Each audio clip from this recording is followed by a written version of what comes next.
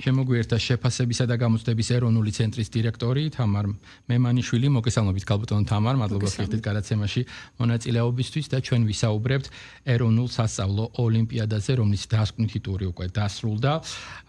შეფასებისა და გამოცდების ეროვნული ცენტრის მიერ ორგანიზებული 2025-26 წლის სასწავლო წლის ეროვნული ოლიმპიადის დასკვნითი ტური გაიმართა და საკმაოდ მოცულობითი და საინტერესო აღმოჩნდა ის და მინდა ზოგადად ოლიმპიადაზე, მის როლზე, მნიშვნელობაზე საუბრობთ გადაცემის ამ ნაწილში. მოდით დავიწყოთ ეროვნული სასწავლო ოლიმპიადის მნიშვნელობაზე საუბრით ქართული საგამანათლებლო სისტემისთვის. თქვენი როლი როგორც ინსტიტუციის და ინტერესი უპირველესად რასაკვირველია მასში ჩართული სუბიექტების. პირველ რიგში მადლობას მოგახსენებთ მოწვევისთვის და ამ საკითხით დაინტერესებისთვის. რაც შეეხება ოლიმპიადას, რამდენიმე სიტყვით თვითონ ოლიმპიადა რას ემსახურება, ეს არის საქართველოს განათლების, მეცნიერებისა და ახალგაზრდობის სამინისტროს ძალიან მნიშვნელოვანი ინიციატივა, რომლის აღმასრულებელიც ამ შემთხვევაში არის შეფასებისა და გამოცდების ეროვნული ცენტრი, რომელსაც ძალიან მრავალწლიანი პრაქტიკა აქვს ოლიმპიადის ორგანიზებისა მთელი საქართველოს მასშტაბით.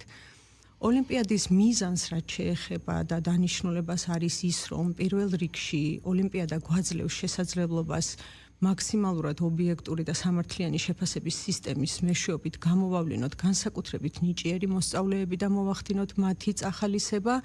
მეორეს მხრივ ასევე გვაძლევს შესაძლებლობას, რომ განსაკუთრებით ნიჭიერ მოსწავლეთაგან შევარჩიოთ ის მოსწავლეები, რომლებიც გახდებიან საქართველოს ნაკრები გუნდების წევრები შესაბამის საგნებში და სამომავლოდ მონაწილეობას მიიღებენ საერთაშორისო ოლიმპიადებში. მოგეხსენებათ, რომ ოლიმპიადა ტარდება საბაზო და დაწყებითი საფეხურის კლასების მოსწავლეებისათვის, თუმცა გვაქვს ასევე შესაძლებლობა და განსაკუთრებით სასიამოვნო არის ჩვენთვის, როდესაც უფრო დაბალი კლასების მოსწავლეები იღებენ მონაწილეობას, უფრო მაღალი კლასებისთვის განკუთვნილი ოლიმპიადის საგნებში და მინდა გითხრათ, რომ საკმაოდ დიდ წარმატებას აღწევენ ხოლმე და მიმდინარე ოლიმპიადის ფარგლებშიც გვყავს ჩვენ ასეთი მოსწავლეები, რაც ჩვენთვის ძალიან სასიხარულოა და კიდევ ერთხელ ხაზს უსვავს ოლიმპიადის ძალიან დიდ მნიშვნელობას და დაინტერესებას ჩვენს მოსწავლეებში. ქალბატონო თამარ, დამეთანხმებით, ეს ის სამიზნე აუდიტორია, რომელსაც განსაკუთრებული ინტერესი უნდა ჰქონდეს, რომ კონკრეტული პროცესის მონაწილე აღმოჩნდეს, თანამედროვე ახალგაზრდები უნდა დაინტერესდნენ, ჰქონდეთ мотиваცია და უნარები, რომელსაც ისინი შეიძენენ ამ პროცესში. მოდით ვისაუბროთ თავად აი ეს როლი, რომელსაც ისინი ირგებენ, რა დამატებით უნარებს და შესაძლებლობებს ძენს მოსწავლეებს, რის გამოც შეიძლება რომ მათი ინტერესი იყოს მაღალი. და აღმოჩნდა რომ საკმაოდ მასშტაბური, იმიტომ რომ 10,000-ობით მოსწავლე მონაწილეობდა. დიახ. ოლიმპიადა როგორც ასეთი არ არის მხოლოდ მოსწავლეებს შორის მოსწავლეების ცოდნის შეფასების ინსტრუმენტი, ასე ვთქვათ, ეს უფრო ისეთი რთული პროცესი არის, ასე ვთქვათ, რომელიც გარდა იმისა, რომ შესაძლებლობას აძლევს მოსწავლეს, რომ შეაფასოს თავისი ცოდნა კონკრეტულ საგანში, ძალიან კარგი უნარების გამომუშავების შესაძლებლობა არის მათთვის, ეს ხელს უწყობს მათ ინტელექტუალურ და აკადემიურ განვითარებას და ძალიან მნიშვნელოვან უნარებს ავითარებს მოსწავლეებში, ისეთ უნარებს მაგალითად როგორიც არის კრიტიკული აზროვნების უნარი, შემოქმედებითი აზროვნების უნარი, დამოუკიდებლად გადაწყვეტილების მიღების უნარი და სხვა მნიშვნელოვანი უნარები, რის განვითარებაშიც ოლიმპიადა მოსწავლეებს ძალიან ეხმარებათ. და შესაბამისად ამ ნაწილში მათი დაინტერესებაც დიდია, თქვენ მასშტაბურობას გაუსვით ხაზი და შემიძლია მიმდინარე ოლიმპიადის სტატისტიკაზე რამდენიმე სიტყვით ხაზი გაუსვა. ეს ოლიმპიადა მოგეხსენებათ, რომ შეეხება 25-26 სასწავლო წლის ოლიმპიადა არის. და გეტყვით, რომ პირველ ტურში ოლიმპიადაში მონაწილეობა მიიღო 20,000-მდე მოსწავლემ, მეორე ტურში გადავიდა დაახლოებით 8,000-მდე მოსწავლე და ახლა მესამე ტურში მონაწილეობა მიიღო 625 მოსწავლემ. და ალბათ საინტერესოა საზოგადოებისთვის, რატომ არის ეს დიდი განსხვავება, მაგალითად პირველი ტურის მონაწილეთა რაოდენობასა და მესამე ტურისში. კი ბატონო, და ასევე აი ამ თავისებურებებზე ვისაუბროთ, რომელიც შეიძლება თითოეულ ტურს კონდეს. თავისებურებები გამოწვეულია იმით, რომ მოგეხსენებათ ოლიმპიადა 3 ტურისგან შედგება, რომელიც სრულად პასუხობს ეროვნულ სასწავლო გეგმას. და შესაბამისად თითოეული ტურისთვის განკუთვნილი დავალებები ტესტურ დავალებებს გულისხმობს სირთულის მიხედვით ერთმანეთისგან განსხვავდება. აქვე დავაზუსტებ იმასაც, რომ ტესტური დავალებების შემქმნელი თავიდან ბოლომდე შეფასებისა და გამოცდების ეროვნული ცენტრი არის და კიდევ ერთხელ განმეორდები, რომ არ ცდება ეროვნულ სასწავლო გეგმას. ოლიმპიადა შედგება 3 ტურისგან, როგორც აღნიშნეთ, შესაბამისად პირველ ტურში მონაწილე მოსწავლეთაგან შეირჩევიან ის მოსწავლეები, რომლებიც მონაწილეობას მიიღებენ მეორე ტურში, გამომდინარე იქედან, რომ სასურველ ქულათა რაოდენობას დააგროვებენ პირველ ტურში მონაწილეობის შედეგად. პირველი ტური ტარდება ონლაინ რეჟიმში სპეციალური პროგრამის მეშვეობით, მეორე და მესამე ტურები განსხვავებულად ტარდება, ანუ შესაბამის სასკოლო აუდიტორიაში ხდებიან მოსწავლეები და იქ ასრულებენ თავიანთ დავალებებს. შესაბამისად, მეორე ტურში მონაწილეობა გულისხმობს იმას, რომ მოსწავლემ აქაც შესაბამისი რაოდენობის ქულები უნდა დააგროვოს და ეს არის საფუძველი უკვე იმისა, რომ ის გადავიდეს მესამე ტურში. და სწორედ უკვე მესამე ტურის შედეგების საფუძველზე გამოვლინდებიან ის გამარჯვებული მოსწავლეები, რომლებსაც ჩვენ ეროვნული სასწავლო ოლიმპიადის გამარჯვებულებს ვეძახით და აქვე ძალიან საინტერესოა ის, რომ მესამე ტურში გადავიდა 625 მოსწავლე, მაგრამ ჩვენ გვყავს მოსწავლეები, რომლებიც ერთდროულად რამდენიმე საგანში იღებენ მონაწილეობას. და ამ 625 მოსწავლიდან მესამე ტურში 75-მა მიიღო ერთზე მეტ საგნის ოლიმპიადაში მონაწილეობა.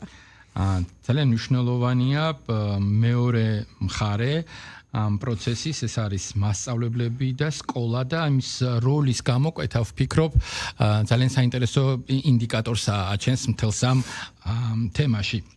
რო გითხრათ მოსწავლეების მომზადების პროცესში რა როლი აქვს პედაგოგს, მასწავლებელს, სკოლას? თქვენ აღნიშნეთ, რომ კონკრეტული ვთქვათ მოსწავლე შეიძლება არაერთ დისციპლინაში მონაწილეობდეს. ეს რას ნიშნავს? რისი შეფასების შესაძლებლობას გაძლევთ თქვენ როგორც ინსტიტუციას? კი ბატონო, თქვენთვის ცნობილია ალბათ მოგეხსენებათ, რომ ოლიმპიადა განკუთვნილია ზოგად საგანმანათლებლო დაწესებულებებისთვის, რაც გულისხმობს იმას, რომ აქ ჩვენ მოვიაზრებთ როგორც კერძო სკოლებს, ასევე საჯარო სკოლებს და ასევე ძალიან სასიამოვნო და მნიშვნელოვანი არის ჩვენთვის ის, რომ ასევე ამ პროცესში მონაწილეობას იღებენ კერძო სკოლების მოსწავლეებიც.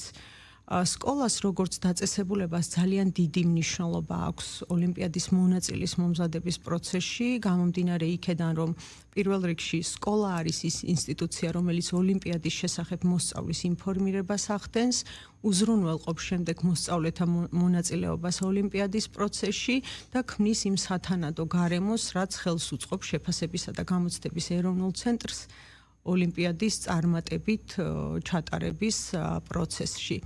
ცალკე აღსანიშნავია სკოლასთან ერთად მასწავლებლის დიდი როლი და წვლილი, იმიტომ რომ სწორედ სკოლა არის ის ინსტიტუცია და მასწავლებლები არიან ის ადამიანები, რომლებიც განსაკუთრებულ საგანმანათლებლო გარემოს ქმნიან მოსწავლეებისთვის და მათში ავითარებენ და ამძაფრებენ ინტერესს მსგავს აქტივობებში მონაწილეობისა. და არ იქნება ალბათ არასწორი იმის აღნიშვნა, რომ ის წარმატება, რასაც მოსწავლეები თითოეული ტურში გამარჯვების შედეგად აღწევენ, გარდა იმისა, რომ მათ ძალიან დიდი შრომა აქვთ ჩადებული ამ პროცესში, ასევე ძალიან დიდი დამსახურება ამ ყველაფერში და წვლილი არის როგორც მათი მასწავლებლების, ასევე იმ საგანმანათლებლო დაწესებულებების, სადაც თვითონ ეს მოსწავლეები სწავლობენ. მოსწავლეები, რომლებიც იმარჯვებენ, აი ამ ეტაპებს წარმატებით ლახავენ და ვთქვათ, წარმატებულები არიან. დამატებით თავად ოლიმპიადა რა შესაძლებლობებს უჩენთ მათ. იმიტომ რომ ჩვენ სწორედ ამ თემით დავიწყეთ საუბარი, რომ ძალიან მნიშვნელოვანია ამ ეპოქის ამ თაობას დაანახოს ზუსტი მიზანი. შედეგი რა შეიძლება დადგეს მისთვის. ბევრად უფრო პრაგმატულები არიან პირდაპირ ვთქვათ, ვიდრე ჩვენი თაობა, ისინი სარგებელს და სარგებლიანობას ძალიან აქცევენ ყურადღებას. გასაგებია. ოლიმპიადის ჩატარების წესი და დაჯილდოების წესი სრულად არის რეგულირებული საქართველოს განათლების, მეცნიერების და ახალგაზრდობის მინისტრის აქტით და სამინისტროს ინიციატივა არის დაჯილდოების პროცესიც. ოლიმპიადის მეორე ტურში გამარჯვებულ მოსწავლეებს გადაეცემათ შესაბამისი სიგელები, რაც ადასტურებს, რომ მათ გაიმარჯვეს მეორე ტურში და წარმატებით გადალახეს მეორე ტური. ასეთივე შესაძლებლობა მიეცემათ მესამე ტურში გამარჯვებულ მოსწავლეებს, რომლებსაც ასევე გადაეცემათ სიგელები იმის დამადასტურებლად, რომ მათ მესამე ტურის ნაწილში წარმატებით გადალახეს და ოლიმპიადის გამარჯვებულები არიან. თუმცა გამარჯვებულებს შორის არსებობენ კიდევ განსაკუთრებული შემთხვევები, ეს არის პირველი სამეული, ასე ვთქვათ, რომელთაც გადაეცემათ პირველი, მეორე და მესამე ხარისხის დიპლომები, პირველი, მეორე და მესამე ადგილის აღსანიშნავად. და ასევე განათლების სამინისტროს, კონკრეტულად მინისტრის გადაწყვეტილებით, ეს მოსწავლეები მესამე ტურში გამარჯვებულ მოსწავლეებს გულისხმობ კონკრეტული პრიზებით ჯილდოვდებიან აუცილებლად და ეს მათთვის ძალიან წამახალისებელი და ძალიან დიდი სტიმული არის და განსაკუთრებით სასიამოვნო არის ხოლმე დაჯილდოების პროცესში, როდესაც ერთი და იგივე ბავშვი რამდენჯერმე გამოდის ხან სიგელის და ხან პრიზის მისაღებად. და მთავარი ალბათ ყველაზე დიდი ინტერესი, რატომაც აქვთ ბავშვებს ამ ოლიმპიადაში მონაწილეობის არის ის, რომ საბოლოოდ შედეგების გათვალისწინებით მესამე ტურში გამარჯვებული მოსწავლეები სხვადასხვა საგანში საქართველოს ნაკრები გუნდების წევრები ხდებიან, კანდიდატები არიან და სამომავლოდ მათთვის ასევე ძალიან დიდი სტიმული არის, რომ მათ აქვთ შესაძლებლობა მონაწილეობა მიიღონ საერთაშორისო ოლიმპიადებში. მე მგონი სტატუსიც ძალიან მნიშვნელოვანია, რითაც ისინი თავს იწონებენ ხოლმე როგორც წესი. ოლიმპიადა მთელ საქართველოში ტარდება, საინტერესოა რეგიონები როგორ არიან ჩართულები ამ პროცესში. დიახ, რა თქმა უნდა, მთელი საქართველოს მასშტაბით ტარდება და ჩვენ გვაქვს მრავალწლიანი გამოცდილება ოლიმპიადის ჩატარების და შესაბამისად დაგროვილი სტატისტიკა ამ წლების მანძილზე. მზარდია რეგიონიდან მონაწილე მოსწავლეების რაოდენობა ოლიმპიადის პროცესში და მეორე ტურიც, როგორც აღვნიშნე დასაწყისში, კონკრეტულად იმ სკოლებში ტარდება, ან ახლომდებარე სკოლებში, იმ რეგიონების, სადაც მოსწავლეები სწავლობენ და მეორე ტური სრულად მეორე ტურის შემთხვევაში ცენტრმა რეგიონის თითქმის საქართველოს თითქმის ყველა რეგიონი მოიცვა, რაც იმის დასტური არის, რომ რეგიონების მოსწავლეებში, ისევე როგორც დედაქალაქის მოსწავლეებში ინტერესი თანაბრად მზარდია. სტატისტიკასაც მინდა შევეხო, თუ გადავავლებთ თვალს გასულ ოლიმპიადებს, როგორც ვთქვათ, იზრდება მოთხოვნა ყოველწლიურად.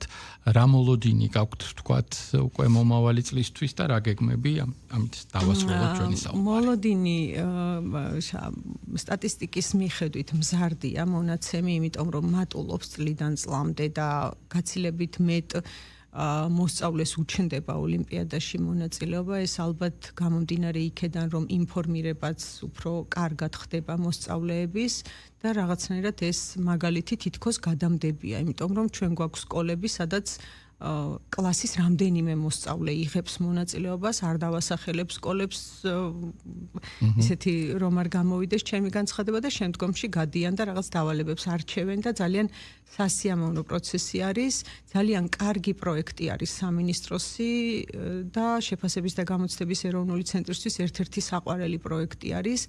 ამიტომ ჩვენ გეგმავთ გარკვეული ცვლილებების შეტანას, უფრო მეტი ახალგაზრდის, უფრო მეტი მოსწავლის მოზიდვას ამ პროცესში და ფიქრობთ, რომ მომდევნო ოლიმპიადა, რაც ოლიმპიადა ზოგადად ცხადდება სასწავლო წლის 1 ოქტომბრიდან 15 მაისამდე და ფიქრობთ, რომ კიდევ უფრო დიდი ნაკადი მონაწილეებისა მომდევნო ოლიმპიადის ფარგლებში გვეყოლება. კეთილი, წარმატებები მინდა გისურვოთ. იმედ დავიტოვოთ, რომ სხვა მნიშვნელოვან საქმეებზეც ვისაუბრებთ და კვლავ დაბრუნდებით ჩვენთან სტუდიაში სტუმრად. კიდევ ერთხელ შევახსენოთ ჩვენს მსმენელს და მაყურებელს, რომ ვესაუბრებოდით თამარ მემანიშვილს, შეფასებისა და გამოცდების ეროვნული ცენტრის დირექტორს და მადლობა გადაგიხადოთ მინდა ყველას დათმობილი დროისთვის.